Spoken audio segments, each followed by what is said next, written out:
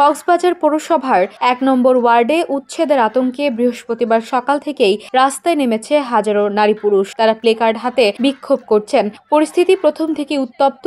স্থানীয়রা দাবি করছেন তাদের বসতভিটা ও জীবিকা রক্ষার জন্য তারা আন্দোলন করছেন। জানা গেছে, দেশে প্রথমবারের মতো নেয়া জলবায়ু উদ্বাস্তুদের সবচেয়ে বড় আবাসন প্রকল্পে প্রকৃত উদ্বাস্তুদের তালিকা করতে গিয়ে জেলা প্রশাসনের একটি দল বাধার মুখে পড়েছে। বৃহস্পতিবার সকাল 10টায় কক্সবাজার সদর উপজেলার নির্বাহী কর্মকর্তা নীলুফা ইয়াসমিন চৌধুরীর নেতৃত্বে তালিকা করতে গেলে স্থানীয়রা প্রতিবাদ শুরু করেন।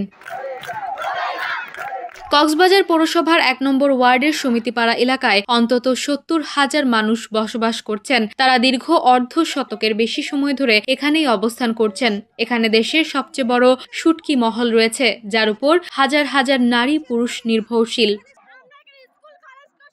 স্থানীয়দের অভিযোগ, বিমানবন্দর নির্মাণের অজুহাতে এই এলাকায় দখল চেষ্টারত একটি চক্র বিলাসবহুল স্থাপনা নির্মাণের পরিকল্পনা করছে। এর আগে উচ্ছেদকে কেন্দ্র করে সংঘর্ষে এক যুবক নিহত এবং বহু মানুষ আহত হয়েছিল।